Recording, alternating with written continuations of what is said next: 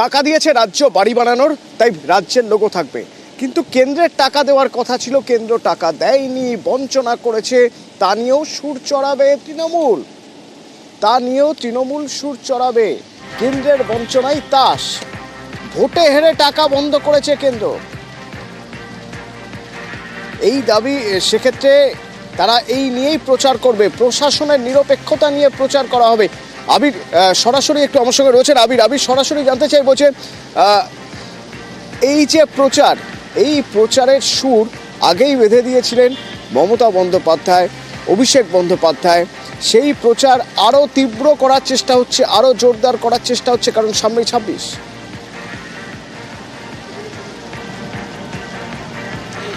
প্রথমত হচ্ছে যে আবাস অন্যতম একটি গুরুত্বপূর্ণ বিষয় হতে চলেছে এবং অবশ্যই রাজনৈতিকভাবে আবাসের ইস্যুকে সামনে রেখে তৃণমূল কংগ্রেসের তরফ থেকে প্রচারে যাওয়া হবে। তুমি জানো যে বিরোধী শিবিরের তরফ থেকে বরাবর দুর্নীতি ইস্যু নিয়ে, আবাস সংক্রান্ত বিষয় দুর্নীতি হয়েছে এই নিয়ে বারবার ধরে সরব হয়েছে, যদিও পাল্টা তার জবাব দিতে গিয়ে শাসক দলের তরফ থেকে একাধিক বিষয়কে সামনে রাখা হয়েছে। দিল্লিতে গিয়ে তৃণমূল কংগ্রেস আন্দোলন করেছেন, প্রধানমন্ত্রীর কাছে সাংসদদেরকে সঙ্গে নিয়ে মমতা বন্দ্যোপাধ্যায় দেখা করে এসেছেন। যদিও দেখতে পাওয়া গিয়েছে যে পঞ্চায়েত হোক, লোকসভা হোক বা বর্তমান সময়ের প্রেক্ষিতে দাঁড়িয়েও এখনো পর্যন্ত যে আবাস বা 100 দিনের কাজের যে অর্থ তা রাজ্য সরকার পায়নি। আবাসের যে বাড়ি দেওয়ার কাজ তা রাজ্য সরকার নিজের অর্থে শুরু করেছে, দেওয়ার কাজও ইতিমধ্যে শুরু হয়ে গিয়েছে এবং এক্ষেত্রে দাঁড়িয়েও যারা প্রাপক রয়েছেন তাদের বিষয়ে যথাযথ তথ্য নিয়ে দেওয়া হচ্ছে। প্রসঙ্গটা হচ্ছে শাসক দলের তরফ থেকে একটি বিষয়কে তুলনার ক্ষেত্রে নিয়ে আসা হচ্ছে এবং তারা সেখানে উল্লেখ করছেন যে 2021-এর বিধানসভা নির্বাচনে পরাজয়, 2023-এর পঞ্চায়েতে পরাজয়, 2024-এর লোকসভা নির্বাচনে পিছিয়ে থাকা, এত কিছুর প্রেক্ষিতে এই রাজ্যে যারা প্রাপক, কেন্দ্রের যে টাকা কেন্দ্র সেই কারণে দিচ্ছে না, কোথাও গিয়ে যে আচরণ করা হচ্ছে তার পিছনে একটা রাজনৈতিক অভিসন্ধি রয়েছে বলে তারা মনে করেন। উল্টে দেখতে পাওয়া যাচ্ছে যে বিভিন্ন জায়গা, বিশেষ করে বর্ধমান, বীরভূম, অন্যদিকে হচ্ছে মেদিনীপুর, উত্তরেরও বেশ কতকগুলি জেলা থেকে এই খবর এসে পৌঁছচ্ছে যারা সে অর্থে বিরোধী দলের সদস্য, বিজেপির হোক, বামেদের হোক, কংগ্রেসের হোক, তারাও যাতে আবাসের টাকা পান সেটিকে দেওয়া হচ্ছে। অর্থাৎ প্রচারের ক্ষেত্রে সুর চড়াতে গিয়ে কেন্দ্রীয় বঞ্চনার ইস্যুতে তারা যেমন সরব হতে শুরু করছেন, ঠিক একই রকমভাবে এই যে নিরপেক্ষতা বজায় রাখা হচ্ছে, কেন্দ্রের মতো আচরণ করা হচ্ছে না, প্রশাসনের তরফ থেকে নিরপেক্ষতা বজায় রেখে প্রত্যেককে দেওয়া হচ্ছে, এখানে কোনো রাজনৈতিক মদদ বা রাজনৈতিক রং দেখা হচ্ছে না, সেটাকে প্রচারের ক্ষেত্রে তুলিয়ে আনার কৌশল তারা নিয়েছে। তুমি জানো যে ইতিমধ্যে লাগাতার মাসব্যাপী যে প্রচার কর্মসূচি তৃণমূল কংগ্রেস নিয়েছে, সূত্রের খবর চলতি মাসে একটি মেগা বৈঠক হওয়ার কথা তৃণমূল কংগ্রেসের, সেখানে আরও বেশ কিছু প্রচার কর্মসূচি নিয়ে দেওয়া হবে সোশ্যাল মিডিয়াতে এবং একই সঙ্গে বিভিন্ন জায়গাতে যে প্রচারে নেতারা যাচ্ছেন, বিভিন্ন জনসংযোগ কর্মসূচিতে যাচ্ছেন, সেখানে গিয়ে আবাসের বিষয়ে রাজ্য টাকা দিচ্ছে, রং না দেখে টাকা দিচ্ছে, নিরপেক্ষতা বজায় রাখছে, কেন্দ্রের আচরণ রাজ্য করছে না, এই বিষয়কে পুরোপুরিভাবে রাজনৈতিকভাবে প্রচারের ক্ষেত্রে তুলে ধরার কৌশল নিল তৃণমূল কংগ্রেস। অতনু, ধন্যবাদ। দিল্লির সরকার কি পশ্চিমবঙ্গে হেরে গেছে তৃণমূলের কাছে, পশ্চিমবঙ্গকে টাকা দেবো না, 100 দিনের কাজ করা গরিব মানুষগুলোকে, খেটে খাওয়া মানুষগুলোকে বঞ্চিত করব, আবাসের টাকা দেবো না, এগুলো তো মুখ্যমন্ত্রীকে দিতে হচ্ছে। উল্টো দিকে রাজ্য সরকারের যে স্কিম, কন্যাশ্রী থেকে, সবুজ সাথী থেকে এই বাংলার বাড়ি, সেখানে কিন্তু বিজেপি, সিপিএম, কংগ্রেস যারা যারা বিরোধী দল আছে তাদের পরিবারগুলিও সমানভাবে উপকার পাচ্ছেন, সুবিধা পাচ্ছেন। রাজনৈতিক পরিচয় দেখে এরা পাবে ওরা পাবে না এগুলো কেন্দ্র করে, আগে সিপিএম করতো।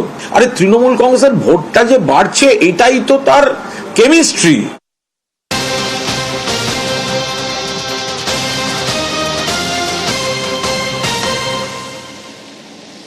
প্রশাসন মানে হবে নিরপেক্ষ, প্রকল্পের সুবিধা যেন সবাই পান।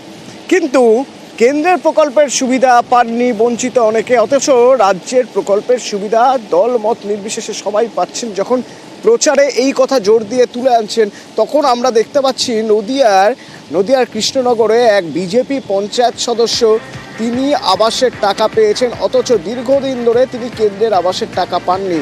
সৃষ্টিধরের বাড়ি প্রয়োজন, বাড়ি দিয়েছে, বাংলার বাড়ি প্রকল্পের টাকায় এবার সেই বাড়ি হবে। আমার সঙ্গে সমীর রয়েছে সরাসরি। সমীর, বাড়ি যোগ্য অযোগ্য নিয়ে কথা হয় যে আদৌ বাড়ি পাওয়ার যোগ্য কিনা, তার কি আর্থিক অবস্থা কি, এই সৃষ্টিধরের আর্থিক অবস্থা কি, বাড়ি পাওয়ার যোগ্যই নি? যদি হয়ে থাকে তাহলে কেন্দ্রের আবাস তিনি পেলেন না কেন?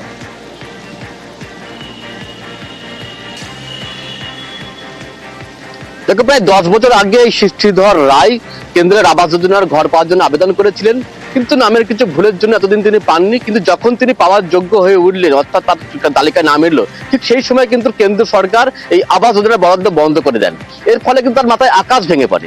ইতিমধ্যে 2023 সালের পঞ্চায়েত নির্বাচনে তিনি ভীমপুর পঞ্চায়েত থেকে প্রার্থী হন এবং তিনি বিজেপির প্রার্থী হয়ে জয়লাভও করেন এবং সেই ভীমপুর পঞ্চায়েত বিজেপি দখল করে।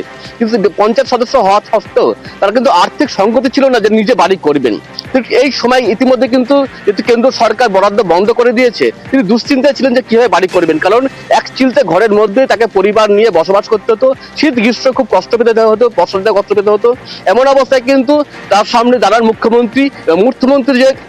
মুখ্যমন্ত্রী যদি যে বরাদ্দ করেন বাংলার ঘর প্রকল্প, এবং সেখানেও তিনি আবেদন করেন। এরপরে সেখানে তারপরে সার্ভে করতে যাওয়া হয় এবং দেখা যায় তিনি দরিদ্র শ্রেণীতে বসবাস করছেন, এবং সেই অনুপাতে কিন্তু কিছুদিন আগে তার অ্যাকাউন্টে প্রথম কিস্তি টাকা ঢুকেছে এবং সেই টাকা পেয়ে তিনি এবং তার ভাই দুজনেই কিন্তু ঘর পেয়েছেন এবং তারা কিন্তু ঘরের কাজ ইতিমধ্যে শুরু করে দিয়েছেন এবং মুখ্যমন্ত্রীকে ধন্যবাদ জানিয়েছেন।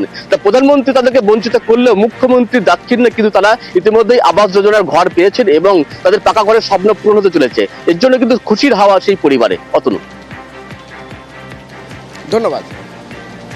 আমি হচ্ছি জনতা পার্টি একজন কর্মী, আমি পাওয়ার উপযুক্ত বলে আমি ঘরটা পেয়েছি। সরকার দিয়েছে ভালো, মোটামুটি তো খুশি এখন যেটুকু পেয়েছেন। হ্যাঁ মোটামুটি ভালো লাগছে আর কি। সৃষ্টিধর রায় তিনি যখন আবেদন করেন সেটা করেছিলেন কিন্তু দিল্লি সরকারের কাছে। নরেন্দ্র মোদী সরকার বা কেন্দ্রের টাকা পেলেন না, তিনি টাকাটা পেলেন মুখ্যমন্ত্রী মমতা ব্যানার্জি রাজ্যসভা মামাটি মানুষের সরকারের টাকা, এবং এই টাকা পাওয়ার পরেই স্বভাবতই তিনি উল্লসিত, তিনি খুব খুশি। তিনি কিন্তু তার ভিতরের যে আনন্দ, ভিতরের যে যে খুশি, সেটা কিন্তু চেপে রাখতে পারেননি। পানিহাটির খবরে নজর রাখতে হবে। পানিহাটিতে সেখানে সরকারি স্কুল, সেই সরকারি স্কুলের জমিতে উন্নয়ন সমিতির অফিস, সেখানে গ্যারেজ। কিভাবে স্কুল কর্তৃপক্ষ কি বলছে, সুবীর রয়েছে সরাসরি আমার সঙ্গে, বলতে পারবে সুবীর? দেখো অতনুদা, মুখ্যমন্ত্রী মমতা বন্দ্যোপাধ্যায় প্রশাসনিক বৈঠক থেকে কিন্তু পরিষ্কার নির্দেশ দিয়েছিলেন যে কোনো সরকারি জমিতে কিন্তু কোনো রকম কিন্তু কোনো দখল করে কোনো কাজ করা যাবে না। কিন্তু সেই একই ছবি দেখা গেল পানিহাটি পৌরসভা 17 নম্বর ওয়ার্ড। সেখানে দেখা যাচ্ছে নন্দনকানন প্রাথমিক সরকারি বিদ্যালয়, সেই বিদ্যালয়ের যে জমি, সেই জমির ভেতরে কিন্তু গড়ে উঠেছে উন্নয়ন সমিতির অফিস, এবং পাশাপাশি সেখানে কিন্তু গ্যারেজের যে গাড়ির গ্যারেজের পার্কিং, সেটাও কিন্তু সেখানে তৈরি হয়ে গিয়েছে। এবং সেই জায়গা থেকে স্কুলের যারা পড়ুয়া রয়েছেন তারা কিন্তু খেলাধুলো করতে পারছেন না সেই মাঠে। এবং এই নিয়ে স্কুলের প্রধান শিক্ষিকা অনন্যা মণ্ডল, তিনি কিন্তু প্রাথমিক শিক্ষা দপ্তর থেকে শুরু করে স্থানীয় যিনি কাউন্সিলর ছিলেন তৎকালীন, তাকেও কিন্তু বিষয়টি নিয়ে অভিযোগ তিনি জানান, কিন্তু তারপরেও কিন্তু কোনো সুরাহা হয়নি। এবং এই নিয়ে যিনি বর্তমান কাউন্সিলর রয়েছেন সোমনাথ দে, তার সঙ্গে যখন আমরা ফোনে যোগাযোগ করি, তিনি কিন্তু পরিষ্কারভাবে জানান যে এটি একদম সম্পূর্ণ স্কুলের বাইরে রয়েছে এই উন্নয়ন সমিতির অফিস। কিন্তু স্কুলের তরফ থেকে তার কাছে এই গ্যারেজের পার্কিংয়ের জন্য তার কাছে অভিযোগ করা হয়। তিনি কিন্তু যে কমিটি রয়েছে, পাড়া কমিটি, তাদের কিন্তু নির্দেশ দিয়েছেন যে অবিলম্বে এই অবৈধ যে পার্কিং সেটি কিন্তু সেখান থেকে সরিয়ে দেওয়ার জন্য। এবং এই যে প্রধান শিক্ষিকা যিনি রয়েছেন, তিনি বলছেন যে এইভাবে সরকারি জমির স্কুলের যে জমি, সেই জমির ভিতরে কিভাবে এই উন্নয়ন সমিতির অফিস তৈরি হলো, এই নিয়ে অভিযোগ করা সত্ত্বেও কিন্তু কোনো রকম কিন্তু কোনো সুরাহা তিনি পাননি। ধন্যবাদ। অনেক গাড়ি পার্কিং করা থাকে, বাচ্চারা খেলতে গেলে বল তো গাড়িতে লাগবে, কাদের গাড়ি পার্কিং করা থাকে জানি না, এটা পুরো পার্কিং লটের মতো হয়ে গেছে। আর বাচ্চারা খেলতে গেলেও অসুবিধা, বড় ছেলেরা ভলিবলের নেট লাগিয়ে রাখে, কারেন্টের তারও থাকে, বাচ্চারা যে একটু খেলবে তাদের ওই দড়িতে হাত লাগলে তাদের প্রবলেম, বা কারেন্টের তার লাগানো থাকে, তারা এই শীতের সময়টুকু ঠিকঠাক খেলতে পারে না। 2021-এ। আপনারা কি মানে বাধা দিয়েছিলেন? বাধা বলতে অ্যাপ্লিকেশন তো এসআই কে জানানো যেটুকু সেটুকুই করেছিলাম। অ্যাপ্লিকেশন করেছিলাম যে স্কুল বাউন্ডারির মধ্যে রুম হচ্ছে, আমার মতে তো অবশ্যই হওয়া উচিত না স্কুল বাউন্ডারির মধ্যে। আমি ওই ওয়ার্ডে কাউন্সিলর হয়েছি 2-2.5 বছর, আর সমিতির অফিসটা হচ্ছে আজ থেকে প্রায় 10 বছর 10 আগে। আর সেকেন্ড থিং হচ্ছে, আমি এটা নিয়ে তো কথা বলেছিলাম ওদের উন্নয়ন সমিতির সাথে। উন্নয়ন সমিতি বলছে যে আমাদের উন্নয়ন নন্দনকাননের জায়গায়, নন্দনকানন থেকে 4 কাঠা জমি প্রাইমারি স্কুলকে দেওয়া হয়েছিল। সেই 4 কাঠা জমির কাগজপত্র আছে, সেই 4 কাঠা জমি স্কুলের রয়েছে। তার বাইরে 4 কাঠা জমির বাইরে আমাদের উন্নয়ন সমিতির অফিস। আর যেটা দিদিমণি আমাকে এটা বলেছে, রিপোর্ট এসেছে যে 2-1 গাড়ি ওখানে পার্কিং করে রাখে, সেটা আমি ওদের কমিটিকে বলে দিয়েছি যেরকম ভাই স্কুলে যখন আওয়াজ থাকবে ওখানে কোনো গাড়ি পার্কিং করা যাবে না।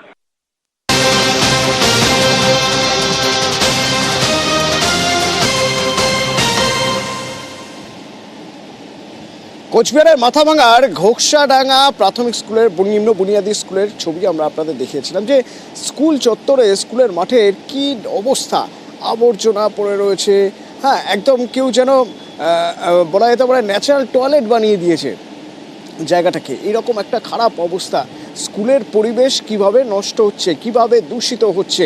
আমরা গত বছরের শেষে অর্থাৎ 24শে ডিসেম্বর এই খবর আপনাদের দেখিয়েছিলাম, আর আজ দেখুন অর্থাৎ 14 দিনের মধ্যে কিভাবে ভোল বদল হয়ে গেছে স্কুল চত্বরে। এই যেন ম্যাজিক, যে এতদিন হয়নি, ঠিক 14 দিনের মাথায় তা হয়ে গেল।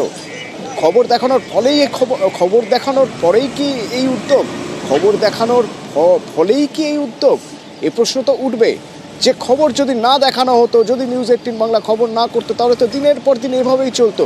তো পরিস্থিতি বদলেছে, এই পরিস্থিতি বদলানোর পর স্কুল চত্বর এখন দেখতে ভালো হয়েছে, স্কুলের মাঠ দূর থেকে দেখতে ভালো লাগছে। রাজেশ রয়েছেন আমার সঙ্গে সরাসরি। রাজেশ, স্কুল কর্তৃপক্ষ কি বলছে? দেখো, দীর্ঘদিন ধরেই কিন্তু এই ঘোকসাডাঙ্গা এলাকায় এই 19-20 নিম্ন বুনিয়াদী বিদ্যালয়ের মাঠ দখল করে বাজার বসতো, এবং এই বাজার বসার ফলে কিন্তু নোংরা আবর্জনা দীর্ঘদিন ধরে ফেলার পরে একটা স্তূপের আকার ধারণ করেছিল, এবং যার ফলে কিন্তু ব্যাপক সমস্যায় পড়েছিল স্কুলের শিক্ষক শিক্ষিকা থেকে শুরু করে স্কুল পড়ুয়ারা। তারা সেই মাঠে খেলতে পারছিল না ঠিকভাবে, দুর্গন্ধে অতিষ্ঠ হয়ে পড়েছিল তারা। এরপরে কিন্তু তারা স্থানীয় প্রশাসন এবং জেলা প্রশাসনকে জানালেও কোনো কাজ হয়নি। আমরা 24শে ডিসেম্বর নিউজ 18 বাংলায় সেই খবর দেখানোর পরেই কিন্তু টনক নড়ে স্থানীয় প্রশাসন এবং ব্যবসায়ী সমিতির। তারপরেই কিন্তু তারা উদ্যোগ গ্রহণ করে এবং সেই আবর্জনা যে মাঠে জমেছিল সেই আবর্জনা পরিষ্কার করে। এবং এই নিউজ 18 বাংলায় খবর দেখানোর পরেই যে প্রশাসনের এই উদ্যোগ, এবং এই উদ্যোগকে প্রশংসা জানিয়েছেন স্থানীয় ব্যবসায়ীদের একাংশ। পাশাপাশি স্কুলের যে প্রধান শিক্ষিকা, তিনিও নিউজ 18 বাংলাকে ধন্যবাদ জানিয়েছেন যে নিউজ 18 বাংলার খবরের জেরেই কিন্তু প্রশাসন এবং ব্যবসায়ী এই উদ্যোগ গ্রহণ করেছে, এবং তারা সাধুবাদ জানিয়েছে নিউজ 18 বাংলার এই উদ্যোগকে। ধন্যবাদ জানাই নিউজ 18 বাংলাকে। ওনারা খবর করার পর ঊর্ধ্বতন কর্তৃপক্ষ এটার ভালো ব্যবস্থা নেন। জিসিপি দিয়ে মাঠ পরিষ্কার করা হলো, এবং গত হাটেও আমাদের বিদ্যালয়ের কিছুটা জায়গা ছেড়ে দিয়ে সুষ্ঠুভাবে হাট পরিচালনা হয়। আমরা 2 দিন ধরে বেশ ভালো পরিবেশে আছি। ব্যবসায়ী সমিতির পক্ষ থেকে মাঠটা পরিষ্কার করা হলো, এবং পরবর্তীতে যাতে মাঠটা পরিষ্কার থাকে স্কুলের সাথে যৌথ উদ্যোগে দেখা যাক সিসিটিভি ক্যামেরা লাগানো যায় কিনা, এবং একটি বাথরুম চালু করার পরিকল্পনা আছে। নিউজ 18 বাংলাকে ধন্যবাদ জানাই। নিউজ 18 বাংলা আমাদের সকল ব্যবসায়ী এবং আমাদের চক্ষু খুলে দিয়েছে, কারণ বিগত অনেকদিন থেকে এই জায়গাটি অপরিষ্কার ছিল, এর আগে কোনোদিনও পরিষ্কার করা হয়নি। নিউজ 18 বাংলার খবরের কারণেই আমরা পরিষ্কার করলাম।